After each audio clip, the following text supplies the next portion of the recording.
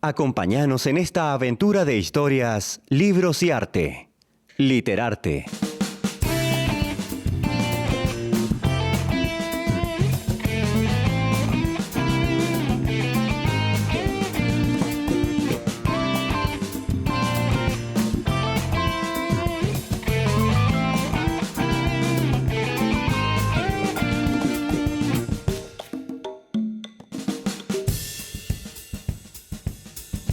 Buenas tardes a todos los oyentes que están cada viernes esperando nuestra llegada. Hola a todos, hola Alberto, ¿cómo estás? Hola Mari, ¿cómo estás? Hola Lisandro. Hola a todos, hola, muy buen viernes. Hola a los controles, que es donde sale la música que estamos escuchando y donde también se hacen los arreglos de algunas que otras cositas que por ahí pifiamos mientras hacemos el programa. Así que bueno, hola a todos. Nuevamente nos encontramos en otro viernes de Literarte, Literatura, y como ya sabemos pueden ir escuchando los programas anteriores tanto de Literarte como de Me Lees. Así. Todo esto subido en la página de lectores.ulp.edu.ar. Allí podrán encontrar de todo y con toda la actualidad de las semanas. Incluso hay nuevas revistas de Leemos en Casa. Así es, también hay nuevos cómics y mucha información, ya que subimos el encuentro literario de Alberto del día 22 de marzo. También hay nuevos encuentros que se han ido subiendo. Y todo con mucho suspenso y mucha oscuridad de encuentro de Alberto. Bueno, y hablando de suspenso y oscuridad, justamente, aunque también un poco romántico, yo voy a decir por qué no creo que sea romántico y también gótico. Hoy hablaremos de un escritor norteamericano. Así es, también nacido un 4 de julio, como en la película de Stone, de Oliver Stone, pero él es Nathaniel Hawthorne. Hawthorne. Así es, Hawthorne es el autor de hoy, el autor del cuento El repique nupcial, del cual luego nos hablará más detalladamente Alberto. Pero antes conozcamos más sobre Nathaniel. Sabemos que nació un 4 de julio de 1804 en Salem, recuerden este nombre, en Massachusetts. Fue un novelista y cuentista estadounidense conocido por sus numerosas historias de ficción gótico y romanticismo oscuro. Publicó su primera obra, una novela titulada Fanshower, en 1828. Ah, pero esa es la novela de la discordia, ¿o no? Así es, la novela de la discordia. Vamos a aclarar porque esta fue la primera novela, pero resulta que Nathaniel no le gustó mucho, tampoco tuvo tanto éxito, entonces él la borró del mapa. Hizo desaparecer copias y ejemplares que encontró en todo. Ah, todo se había enojado con su obra. Sí, y la fue quemando. Todo lo que encontraba sobre su primera obra la fue quemando. Tan así es que cuando él muere aparece un ejemplar, se lo enseñan a la esposa y hasta ella niega que su marido haya escrito eso. O sea, pero bueno, fueron sus inicios. Publicó varios cuentos cortos en periódicos que recogió en 1837 como Twice Told Tales. Estos cuentos fueron publicados de manera anónima, esto porque un amigo le dijo que no se muestre todavía. Sí, pero una vez que estos cuentos comenzaron a gustar, ahí apareció el verdadero autor. Pero luego de este pequeño éxito en sus inicios, contrajo matrimonio con Sofía Peabody. En esta parte de su vida trabajaba en la aduana de Boston. Luego del casamiento se trasladaron a Concord, en Massachusetts, luego a Salem. Pero en 1850 llega un momento más notable dentro de su camino autoral y se publica La Letra Escarlata. Sí, la cual se vende muchísimo y toma notoriedad como escritora. Ahí sí. La novela de inicio, de puntapié. Aunque también tiene un cargo político como cónsul y esto lo hace ir a Europa. Otro nuevo escritor estadounidense que viaja a Europa que acaba con toda su familia. Así se instala en 1860, que es cuando vuelve a Concord. Pero anteriormente habíamos nombrado otro lugar. ¿Recuerdan? Habíamos dicho Salem. Así es. También relacionado con una película, Las Brujas de Salem. Ajá. Y sí, tiene que ver. Para llegar a esta parte, vamos a contar que Nathaniel pierde a su padre cuando él es solo un niño. Algo que llamó la atención es que su padre fallece en Surinam. Ajá. Muy lejos de donde ellos son, ¿no? Y tengan en cuenta que Surinam está al norte de América del Sur, arriba de Brasil. Pero bueno, no sabemos cómo llegó Don Hawthorne hasta ahí.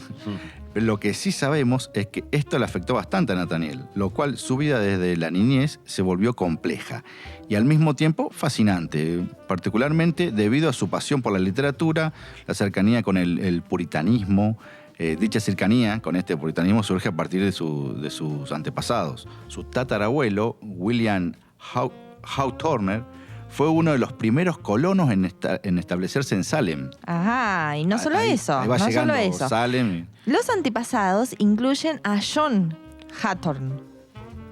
¿Es Hawthorne o Hawthorne? Bueno, no sé. Él es Hawthorne. Hawthorne. Claro, pero capaz que sus tatarabuelos Claro. fueron mutando un poco Sí. el apellido. Acá es Hawthorne sin la W. Claro. Ah, bien. Está bien el nombre del tatarabuelo. El único juez involucrado en sus juicios de brujas de Salem que nunca se arrepintió de sus acciones. Ese fue su antepasado. Ahí va John. queriendo el porqué.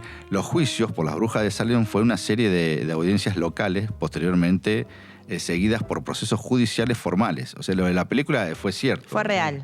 Fue real. Esto fue llevado a cabo por las autoridades con el objetivo de procesar y después, en caso de culpabilidad, castigar delitos de brujería en los condados de Essex, Suffolk y Middlesex. En lo que serían entonces, son colonias inglesas de Massachusetts. Ajá. O sea, hoy es Massachusetts, Claro. en Estados Unidos. Claro. Entre enero de 1692 y mayo de 1693. Bueno, ahí aclaramos y expandimos el panorama de por qué tanta importancia en la localidad de Salem, y este tipo de aberraciones lo hizo entrar en razón a Nathaniel, lo cual más tarde agregó SW que nos contaba Lisandro para cambiar su apellido y también separarse de todo esto que pasaba en Massachusetts en esa época, ¿o no? Sí, ahí es donde sale el Hawthorne, Claro, con el fin de ocultar esta relación con sus antepasados, John. tatarabuelo. No quería saber nada con John. Y claro, fue matando brujas que después... Claro. Después dejaron de Después ser había brujas. que hacerse cargo del apellido. No, y no se arrepintió nunca, por más que no eran brujas, no se arrepintió su tatarabuelo. Y todo siguió, Nathaniel ingresó en Bowdoin College. en 1821, donde fue elegido miembro de Phi Beta Kappa en 1824 y se graduó en 1825. ¿Qué Pina es Bet- eso de Pi Beta Kappa? Phi Beta Kappa. La sociedad Phi Beta Kappa, o simplemente Phi Beta Kappa, es una sociedad honorable de Estados Unidos. Su misión es celebrar y promocionar la excelencia en las humanidades y la ciencia. Es más o menos así como esos grupos que tienen los yankees. Claro, son los estudiantes destacados de artes y ciencias de las universidades pero de Estados Unidos. un grupito selecto y cerrado. Ah, por eso son las letras griegas. Son Phi, Beta y Kappa. Claro, muy bien. Y fue fundada el 5 de diciembre de 1776 como la primera hermandad colegiada con nombre de letras griegas y se encuentra entre las más antiguas sociedades de pregrado de Estados Unidos. Bueno, pero paremos un poquito acá con Estados Unidos y vamos a ver y la vida de Nathaniel. Vamos a la obra, al cuento que hoy nos reúne. Bueno, el repique nupcial. El repique nupcial. Bueno, voy a leer el primer fragmento del cuento, el primer párrafo. En la ciudad de Nueva York se levanta una iglesia que siempre he mirado con peculiar interés.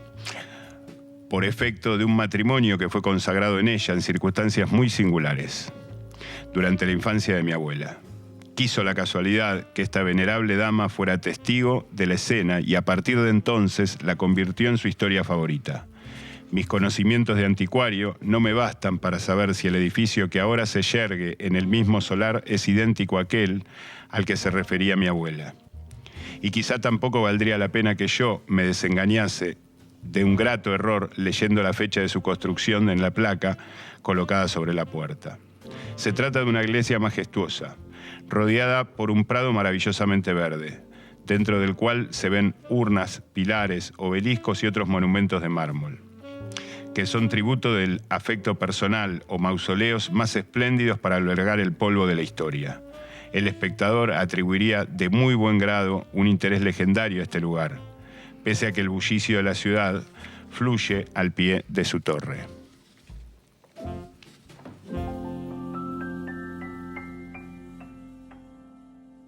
Literatura argentina y universal en Literarte.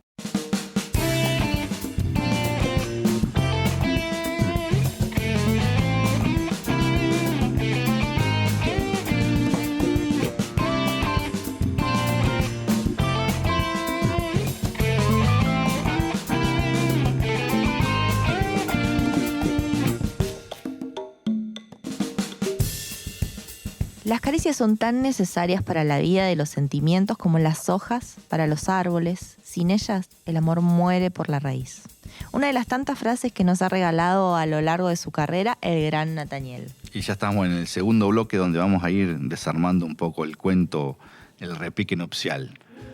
Bueno, primero vamos a hablar un poco de Hampton, a nivel estético, narrativo. Hampton es un escritor gótico, romántico, norteamericano, contemporáneo a Poe, a Edgar Allan Poe, que está tironeado, está muy bien lo que habían descrito ustedes a partir de su biografía, porque está tironeado entre el puritanismo salvaje y el fanatismo religioso de sus antepasados, y por otro lado lo que se estaba dando en Europa a partir del romanticismo y a ciertos valores espirituales un poco más humanos, digamos.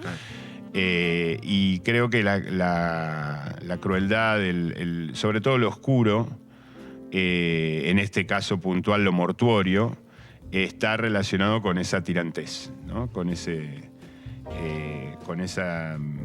lugar que él ocupa, que aparte yo no sé si lo leyó contemporáneamente a Poe, me imagino que sí. Poe fue muy célebre a partir de 1860, mucho después de morir, cuando lo empezaron a traducir a otros idiomas y todo, pero él era contemporáneo. Vivían a unos pocos kilómetros y Poe publicaba en esa época en revistas, y yo me imagino que cierta cuestión, vamos a decir resumidamente, desagradable o fea de su literatura, intencionadamente fea, viene de los cuentos de Poe que escribió en la década del 30 y del 40 del siglo XIX. Una de las cosas que estábamos discutiendo ayer sobre esta cuestión del cuento de Hampton, y que a mí me interesaron particularmente, es un autor que para mí es bastante irregular, pero este cuento particularmente me gusta mucho por lo siguiente. Me parece que en el medio de este planteo desagradable, cuento rápidamente, bueno, es una viuda que se va a casar después de enviudar muchas veces, muy grande de edad, con un señor más grande que ella todavía, y este hombre no tiene mejor idea, después de haberla deseado toda la vida y no haber logrado poder conquistarla o haber estado con ella, hacerle como si fuera una especie de broma, que no es tal, digamos, en tal caso se lee como broma, en el lector, y es la intención de Hampton, pero que es como una especie de marcarle que este casamiento es un casamiento tardío y que está más cerca de la muerte que de la vida. Entonces prepara como una especie de ceremonia. Simula una ceremonia fúnebre. Simula una ceremonia fúnebre para las nupcias, para el casamiento. En donde ella, por supuesto, enfurece al principio, pero después acepta esta relación, este famoso grito de casémonos para la eternidad y todo eso, porque manifiesta primero una situación trágica normal de edad y de que la vida se termina. Y por otro lado, esta idea que Hampton como autor religioso tenía de la vida después de la muerte, es decir, que no sigue teniendo sentido casarse o hacer algo el último día de tu vida.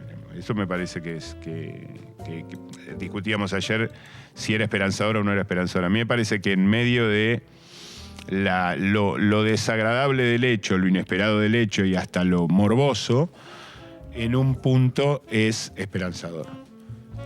Sí, eso fue la discusión le contamos un poco a la gente que se habló sobre el tema del cuento. Claro, yo dije que a mí no me gustó el cuento. Uh-huh. Si bien entiendo que forma parte de literatura negra y oscura y todo lo que quieran, digo, cuando yo me meto en un cuento, trato de identificarme con lo que le pasa a los personajes, como pasó en el programa anterior, que uno primero se identifica con Don y después dice, no, está mal lo que está haciendo. En el momento en que yo empiezo a leerlo, digo, está buenísimo, que bueno, después de lo que le pasó a esta señora se vuelve a casar y elija casarse, y me parece una broma de muy mal gusto lo que hace, y de hecho no me casaría realmente, lo sigo pensando, lo sigo sosteniendo. Entiendo que forme parte de la literatura y de lo que nos quiere mostrar este escritor, pero me parece totalmente rebuscada la forma. Está bien, pero está esa identificación con el personaje de la viuda, que, insisto, con algo que hablábamos ayer, que es algo que transcurre en 1700 y pico, o sea que tiene una cuestión más pueblerina de donde se conocen todos y donde hay ciertas rigideces para ciertas cosas, con lo cual esto es una broma, podríamos decir, mucho más pesada que si se hiciese hoy, que hoy estamos dispuestos a cualquier tipo de transgresión, pero esa identificación con la vida está, y está porque el autor lo propone para el lector se identifica y el espectador y el lector siente ese desagrado que sentís vos. Sí, totalmente. En el momento que blanquea la broma, nada, ya está. Yo ahí crucifiqué al personaje. En ese preciso momento. Al personaje de él. Sí. Sí. Bueno, sí, son no, miradas, a ver, sí, logró lo que buscaba. Logró lo que buscaba a través de esa escritura. Pero no solo eso. No veo un final esperanzador bajo ningún punto. Está bien, yo lo veo con una cabeza de 2022, con otra cultura, pero no me gustó el final. No, para nada hubiese sido el final que yo hubiese elegido. Yo ahora que lo escucho al cuento más que leerlo, lo escucho por parte de los dos, lo veo como bastante suelto. No es una pareja de 20 años cada uno, ¿no? No de 20 años de llevar un matrimonio de 20 años, sino que tiene 20 años ella y 20 años él, que se casan creyendo en príncipes y colores rosas. No, es una pareja que ya vivió muchos matrimonios ella y él no vivió ninguno esperándola a ella, y que a determinada edad le pueden decir, viste, que tenía que llegar yo porque o sea, vos podés decir una cantidad de chistes. Es como, lo voy a decir así, es como si fueran segundas o terceras nupcias en las cuales, ¿y qué te pareció este casamiento, mi amor? ¿Fue más lindo que el anterior? Son esos chistes que no se iría en una primer nupcia. No se iría a los 20 años o a los 30 años. Se iría ya con un recorrido. O sea, no, en el segundo casamiento, en el tercer casamiento lo vamos a hacer de tal forma porque ya en el primero me equivoqué. O sea, creo que viene de ahí. Y él como que tiene ese derecho de decir, te voy a hacer una broma bastante pesada y vamos a estar hasta que la muerte nos separe, porque la muerte va a ser mañana. No. Él inclusive no lo ve como una broma tan pesada como lo ve el lector, claro, y como lo ve el autor. Sí, Él lo ve, digamos, el personaje, tenemos que tratar de separarnos de esa. Digamos, no es que él lo ve como con cierta naturalidad, digamos. Hay una cuestión, digamos, lo esperanzador es que uno se casa para la muerte. Es decir, uno se casa para morirse con el otro. Claro, esto es lo que plantea el cuento. Y esto no es un dato menor, digamos. No es que uno se casa porque, bueno, me caso como quien se compra un celular, digamos, que después lo va a cambiar al año siguiente. Aparte, este hombre que tuvo toda la vida sin ella puede seguir viviendo sin ella, pero decide hacer un cambio. Exactamente. Y después, por otro lado, entender qué es la muerte o qué es el don de la muerte, que es un don de Dios, digamos. O sea, tiene un planteo absolutamente religioso. En ese sentido es esperanzador. No esperanzador en cuanto a que las cosas cambien, la situación social mejore, la situación cultural, económica mejore. No tiene nada que ver con esa esperanza. O sean felices. Que van a ser lo que pueden ser, qué sé yo, no sé. Tampoco nadie tiene la fórmula de la felicidad. Pero lo que sí es, digamos, aceptar que esta es la situación, aceptar por parte de él como bromista, si queremos, aceptar esta es la situación, pero aún así, digamos, con todos estos destratos que yo sentí, esto es subjetividad de él, no es que ella lo haya destratado, sino que él se sintió destratado, que la esperó desde que tenía 20, que estaba linda, que era joven, que tenía toda la lucidez, que tenía plata, que tenía esto, que tenía el otro, él la esperó y aún así, broma de por medio, él está dispuesto a ir a morirse junto a ella. Y él siente como un destrato, porque que no te haya elegido, sí, obviamente, en todos los otros materiales, como el cuento de la semana pasada, digamos, es una subjetividad. Vos ves lo que ves. Claro. No ves la verdad. Ves tu parte, digamos. No, pero en cierta forma el destrato está. O sea, si yo tengo un catálogo de 10 maridos y a vos te dejo para lo último, te estoy destratando, de cierta forma. Sí, bueno, tiene el derecho a elegir. O sea, ¿por qué lo eligió a los 80 años? Claro, por descarte, era el único que quedaba. ¿Por qué no lo eligió cuando tenía 20, que era lo que él quería? Porque ella no era lo que ella quería al otro señorito. No, inclusive ella descubre, y esto tal vez es lo que a Mariela no le gustó, o una de las cosas que no le gustó, ella descubre su vida de vanidad también. Es decir, primero se asusta, se asombra y lo detesta y le grita, y después, cuando reconoce el gesto y reconoce la realidad en la que tiene, la edad que tiene y el poco futuro que tiene, reconoce cómo desperdició su vida y cómo no lo eligió antes por cuestiones de vanidad o por cuestiones de dinero o por cuestiones estrictamente mundanas. Claro, y más inmadura y todo. Y entonces ella también valora desde su lugar eso que queda. Eso que queda, que pueden ser días, meses o años, pero es lo que queda. Digamos, todos lo único que tenemos es lo que queda. Vos hablas de los colores del comienzo y el negro del final. Sí, al principio hay toda una cuestión colorida en el claro, en la descripción de los vestuarios, de la iglesia y del lugar, porque se está esperando una boda, ¿sí? Y después empieza a ennegrecer todo. Claro. No le gusta a Mariela. Quiere que termine, no este bloque, este mundo quiere que termine.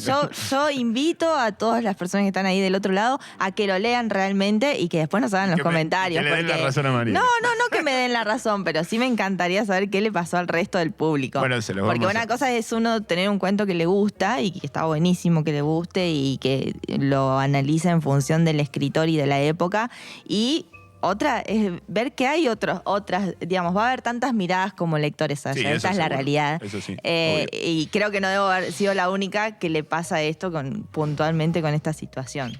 Pero bueno, yo ayer le dije a Alberto, yo llego en el lugar de esa persona y me dicen lo que me dicen al final, no me caso. Sí, yo no me caso. Lo tomé lento, lo tomé gótico, oscuro.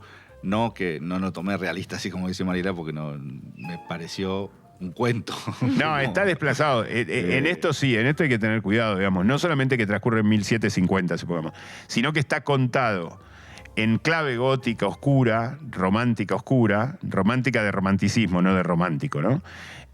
Oscura, hacia 1820, 1830, y como leyenda, porque esto se lo contó su abuela. No creo que se haya casado a los 80 años, realmente. Claro, y que haya sido exactamente así, digamos. Está ya el mismo planteo narrativo. De un catolicismo y en esa época no creo que a los 80 años se hayan casado. Por eso. Pero bueno. Es una leyenda, o sea, tampoco es una leyenda. El lobo se comió a la abuelita de verdad y después la abrieron y le sacaron a la abuelita. Claro, o sea, pero está contado así. Está contado de esa forma. Eso es lo que lo hace para mí más tolerable en cuanto a su verosimilitud, en cuanto a creernos lo que está pasando mientras estamos leyendo. Creo que esto lo habíamos hablado con Borges, cuando hablábamos de la intrusa, de me lo contó a alguien, como como sacándonos cierto la grado, realidad, claro, del peso de la realidad de nosotros, sino que puede ser que haya sido mentira. Yo te lo cuento, pero no sé si es verdad. Sí. Eso, la intrusa, creo que juega ahí. La intrusa, me parece. Sí. Bien. Bueno. Tiene un paso del tiempo, que enfrentarse a la muerte de una época, nacimiento de la eternidad, esto que decías recién, que acercarse a la muerte en el momento de tu casamiento es como acercarse a la eternidad. Claro, pero si lo miramos metafóricamente, cada cosa que hacemos nos acerca a la muerte. Sí. El casamiento, por ahí es como la magnificencia, porque es uno de los actos de la vida de uno que uno toma más en serio, o que le parece más importante, más trascendentes, o que le cambian la vida, etc. Pero cualquier acto que uno hace es acercarse a la muerte. Sí, aunque no lo haga para acercarse a la muerte, porque uno no la llama. Bueno, algunos sí, pero digo, no es que uno la vaya a buscar, sino que está viniendo. Irremediablemente está viniendo. Bueno, hemos conocido un poco de Nathaniel y él particularmente es conocido sobre todo por sus relatos breves, que él llamó cuentos, muchas veces de contenido siniestro, al gusto de la época. Los autores también buscan sus públicos particulares, que no sería yo en este caso. Pero bueno, vamos finalizando este segundo bloque y ya volvemos con más Literarte. No se muevan de ahí, que tenemos más de este gran autor. Si Haunton hubiera conocido a Mariela, hubiera escrito distinto. Hubiese sido rosa. Sí, no una sido negro. novela rosa. Claro. Corín Tellado.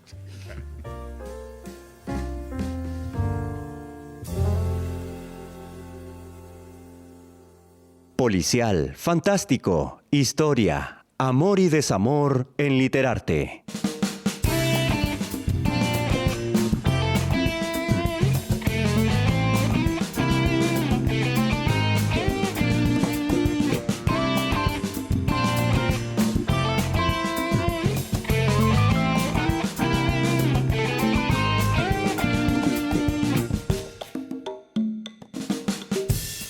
calabozo es más oscuro que el propio corazón? ¿Qué carcelero es más inexorable que uno mismo? Listo, sintetizó todo eso. Wow. Bien, bien. Una de sus tantas frases. Cuánta verdad en esas palabras. Atrapado en los sentimientos. Y bueno, somos nuestros propios jueces y verdugos. Así es. ¿Y cuántas veces nos pasa de defendernos y atacarnos? Y hablando de culpas, hablando de castigos, como sucede en Letra Escarlata, por ejemplo. Claro, la Letra Escarlata, publicada en 1850, donde se muestra lo que refiere el título en la ciudad puritana de Boston. Una multitud se reúne en junio de 1642 para presenciar el castigo de Hester Prynne, un joven declarado culpable de adulterio y declarada culpable de adulterio y condenada a llevar una A escarlata de adulterio en su vestido para su vergüenza. Esto es para que todo el mundo la vea. La sentencia la obliga a permanecer durante 3 horas en la picota expuesta a la humillación pública. ¿Qué es la picota? La picota. Las picotas son columnas de piedras, más o menos, me reí porque dije, mirá lo que estamos hablando desde hace años atrás. Siglos, ya puede ser un siglo. Son picotas, son columnas de piedras ornamentadas sobre las que se exponían a los reos, a los culpables. Donde colgaban las cabezas. Donde colgaban las cabezas, pero cuando no te mataban, te ponían ahí, te exponían como un monumento, pero vivo, que te estaba denunciando. Para que la gente se ría de vos. De lo que está mal. Te tiren cosas, esto lo hemos visto. Sí, que tuvo su periodo y crítica, ¿no? Estaban los que admiraban este talento y los que no. Y bueno, los que buscaban la quinta pata al gato. Sí, y con La Casa de los 7 Tejados, que fue publicada en 1851, aparece lo que siempre nombra Alberto, con esto del doble, de lo bueno, de lo malo, donde suceden cuestiones de hechicería. Y las publicaciones surgieron con la novela de Blackdale en 1852, El Fauno de Mármol en 1860. El Fauno de Mármol, así. Y entre las novelas fue publicada otra cosa también en 1854. Publicó varios libros de cuentos, como el libro de cuentos de musgos en una vieja mansión. En este libro de cuentos se encuentra una de sus historias más populares, el joven Goodman Brown. Esta historia hace una crítica a temas religiosos como la fe, la pureza de una persona. Viste acá que vuelve de vuelta con las culpas, con los cambios, con el doble, con las dos caras. En fin, estamos ante un autor de un gran renombre. Sí, imagínense que el mismo Herman Melville, yo lo conozco más como el escritor de Moby Dick que por el apellido, porque el apellido es difícil de nombrar. En su homenaje, cuando publicó Moby Dick, puso en homenaje a un genio que fue para Nathaniel este mensaje.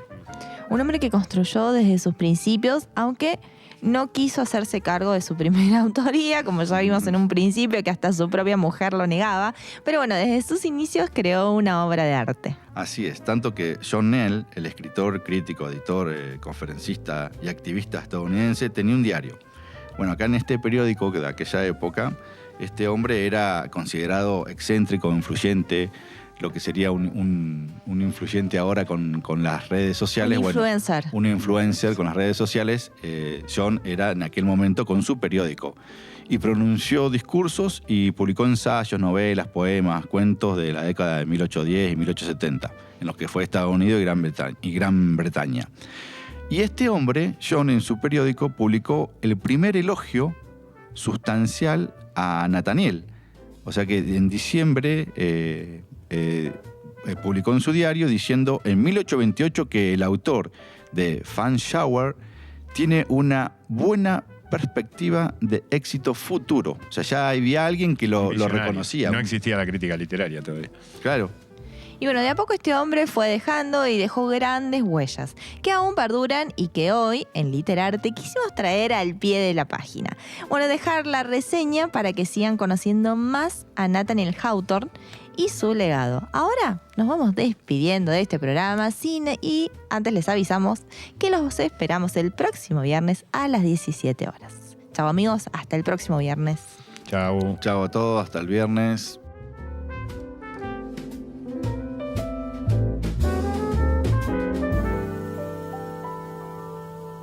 Literarte, un programa sobre libros y autores. No te lo pierdas.